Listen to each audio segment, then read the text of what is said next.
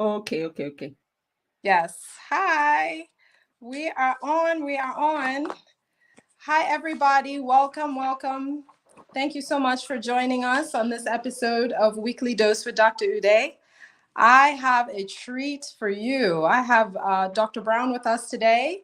So we're going to get into a very interesting topic of sleep and minimizing stress. So thank you so much for joining us. So I'm going to start with introductions. For those that don't know me, I am Dr. Uday. I'm a board certified family medicine physician. I'm based in Martinsburg, West Virginia. I own a primary care and aesthetic practice, and my goal is to have my patients not only feeling good, but looking good. So let's get right to it. So, Dr. Brown, thank you so much for joining us. I'm going to give some information about Dr. Brown. So, Dr. Brown is a triple board certified sleep medicine physician. She's also the founder of Restful Sleep MD, where she helps busy professional women and their children prioritize sleep to achieve optimal health. So, welcome, Dr. Brown. Thank you so much for taking the time to be with us today. Oh, this is such a thrill. Thank you so much for having me, Dr. Uday.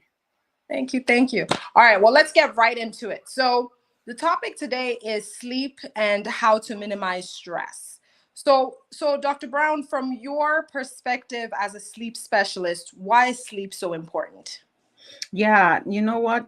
That is the $1 million question. Sleep is a superpower. And that's what that's my mission of helping people see and understand that sleep is so critical to everything we do in our lives, mental, physical, and emotional health. And so, really, from top to bottom, it impacts the way we process, it impacts learning, it Mhm. impacts growth, it impacts memory. And then, when we talk about even our physical health, staying healthy, keeping a normal, regular blood pressure, maintaining weight, and your metabolism, it's all related to sleep. And also in terms of our mood, right? Anxiety, depression, and things like that have been associated with not getting enough sleep. And we know how we feel when we don't get a night of good sleep. True. Absolutely. I keep harping it to my patients. You've heard it now from the sleep specialist. So, Dr. Brown, how do you tie in stress and sleep from your perspective? Because I also get a lot of complaints from patients about, being stressed out. Mhm. And a lot of the times they're not getting a lot of sleep. So, what would you say to that point? I think it's a bi-direction, like sort of like a two-way relationship, right? So stress affects the quality of sleep we get. And when we don't get enough sleep, we're stressed. So I would say the reason why is what we are when we're stressed is we're in this sort of like fight flight mode, which Mhm. is really the opposite of where we need to be when we're trying to go to sleep. Mhm. So if your brain is, hyperactive, if your body feels tense, then the likelihood that you're going to get good quality sleep is low, right? And so I think that's how it impacts it, such that this is why one of the things we always recommend as part of your routine is to find ways to just calm that nervous system down and just try to curb the stress. And many times, what we see is that the stress doesn't just come up, right? It's not just like, oh, all day was fine and then now I'm stressed at bedtime. Some people do experience that, does with insomnia. But most often times, what happens is we've carried on an accumulated stress all day and we've not necessarily created mechanisms to deal with that stress. And so at bedtime, right now it's dark, you're alone with your thoughts, it all just comes to you. And that's the way for me, I always say, like, think about it. It's like your brain is like, yes, finally, I have your attention because you've been trying to avoid me all day. And here, Right. it's like, here is the list of a gazillion things you should have done, you should be True. doing, and you're going to do tomorrow. Right. And here is, just like random thoughts from 10 years ago about why that kid bullied you in school. Like, it Yeah. just comes all at once. And it's hard to be able to sleep when you're in that kind of, when your mind is in that state. That's true. So, what would you say, like from your perspective as a sleep specialist, what are the complaints that people have that automatically makes you realize that they're not getting enough sleep? You might have kind of touched on it, Yeah. um, but if you can. me what that is. Absolutely. So different things. A lot of it depends on what group of people we're talking about. So a lot of like all adults, parents, moms that I work with, it's that I'm exhausted. I feel like I'm living in a fog. It Yeah. could be things like I feel just so stressed, or I just want to sleep in on the weekends. I really don't, have a hard time getting up. Or Mm. things like I'm having to hit snooze multiple times when my alarm goes up in the morning, right? And sometimes it could be things like, my blood pressure has been hard to control, or my diabetes has kind of like been acting up, or I'm having a hard time losing weight and I have no motivation to go to the gym. Mm. Mm. I'm always yelling at my kids. I feel very unsettled, no focus, memory. So there's so many things. I hear it like nodding my head because everything I hear it day in and day. So guys, you heard it. So I'm not making it up. Sleep is very important. I think it's one of those things that we just don't think is as important and we don't prioritize. But I always keep telling patients it affects so many things. So you guys, you heard it from the doc. So Dr. Brown, what tips do you get, like practical tips would you give people out there, audience that are listening, that they can try to practice today to help them get on a better sleep hygiene regimen? Absolutely. So to start today, I love that. I love that. I think There. one of the, yeah, really, you can actually start today. That's I good. have an acronym that I made. It's called Create Restful Sleep Habits, and it's actually on my website. You could just download it. And what that has is almost like a checklist of things you should be doing, should be, or could be, or have the privilege of doing. I don't want it to become something that becomes a pressure for you either, where you're like, oh my gosh, I didn't have a consistent bedtime, and then it becomes a source of anxiety and stress. No, no, no. These are just options for you to consider on your restful sleep journey. And so so it's create. So C stands for consistent. So having a consistent sleep time and bedtime. A lot of this sound very simple and practical. I think the issue is with implementing them. And I think, when life is good, when kids are good, we don't have the pressure of work and stress. We can do those things. But how do we create a system whereby we sustain that consistency, whether we feel overwhelmed by everything happening around us or not? But that consistency is key because it helps really keep our circadian rhythm well aligned. And then the R is having routines. So having a routine, routines are just like habits or rituals that we engage in. Bedtime routine, something around bedtime. So that's when you want to kind of start to power down. You may want to take a bath or shower, maybe read a book, meditate, just 2 or 3 calming activities. And one of the things I always recommend is you pick what works for you. Don't try to adopt something that doesn't work for you. Like if reading stresses you out, don't read, right? Do some yoga, stretching, deep breathing, find 2 or 3, and you may need to practice with a couple of them to find what works for you. And then E stands for the environment. So your sleep environment should be cool, it should be dark, it should be noise free, because all those things can affect the quality of sleep we get. You want your room to be as dark as possible so that your brain is really producing that melatonin, which is the sleep hormone. And then you also don't want a room that's too hot because that also disrupts the quality of sleep you get. And so I usually will say you want to keep your bedroom anywhere from about 65 to about 70, 72. So nothing too crazy, but I have to fix that. Okay, okay. then because a lot of complaints people get is, oh, I wake up in the middle of the night and you realize, oh, wait, I'm sweaty. And so change that. That's a big sleep disruptor. And then A is assign your bed for sleep and sleep only in bed. And I think that's important because the bed has, especially with our non-typical work schedule nowadays, where people are working all day and then at night they're completing their work.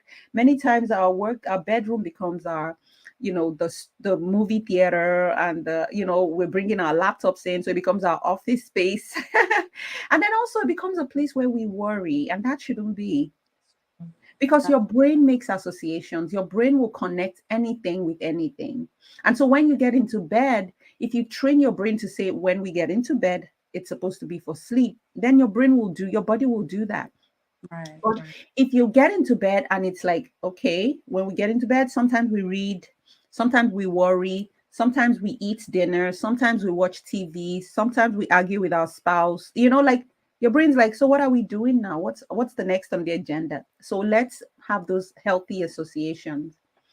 And then T is technology, right? Like that's a whole talk on its own because it's very alerting. It causes this sort of increased arousal where your heart rate's up, you're excited, or you're angry, you're frustrated, so many emotions. And also the notifications are very disruptive. So those things are just a few reasons why you want to just make sure that technology does not get in your way of good sleep. And then finally is E, the last E is eliminate. So what that really covers is what are things in your habits, in your routines that you may want to either curb or you want to do later on in or earlier on in the day. So if you're going to drink caffeine, caffeine is fine, but it's a stimulant. So that's something that you may want to eliminate using caffeine at bedtime. I would recommend at least maybe after 12 noon or 1 p.m. You probably want to cut back on caffeine. And then, things like heavy meals. If you're going to eat your dinner, you want to make it about at least 2 hours before bedtime. This way, your body is not focusing on digestion when it should be sleeping. Right. And then alcohol is another one. Alcohol just really disrupts the quality of sleep we get. And it's metabolized very quickly by our body. So even though you may fall asleep quickly, it may be hard for you to stay asleep. Right. Oh, this is so good. This is so, so good. So you've heard it, guys. I mean, it's simple things, but they're easy to do, but they're also easy not to do. So just like Dr. Brown has said, basically, maybe pick one or two or three of these things that you do. And then when you're consistent with those, you can build on that. But something, and all these tips that have been mentioned as something that you can add something to today and start. Because at the end of the day, it's what you actually do that makes the difference. Yeah. Let me see this. I mean, you have really covered. This is amazing. Thank you so much. So I'm actually going to switch gears and talk more about you. And this is a question I always ask. Why do you do what you do, Doc? Yeah, no, thanks for having me. So why I do what I do is really been based on what I experienced and knowing and understanding the science of sleep and how life saving or life shortening it could be, really put me on a mission to get the word out there. So I as well had sleep issues where I didn't seasons when I didn't prioritize sleep, and not because I didn't have the opportunity, right? A lot of us in training were sleep deprived and we didn't know better. But then for me, it had so much negative impact on my health, on my mental health and wellness that once I was able to make that shift, it was incredible. And I'm like, wow, people need to get this. And so that's really been part of why I committed to doing this. And also for me, specifically, when I see children come into my practice and their parents are like, well, he's not sleeping, she's not sleeping, and I am not sleeping. So it's a family issue. It's not just the child, right? And so you look into the eyes of those parents, you see how exhausted they are. And they're not there to complain about themselves. They're there to bring their child to get the help the child needs. And so I realized helping the child not only helps the child sleep better, but also helps improve the quality of life that the parents have.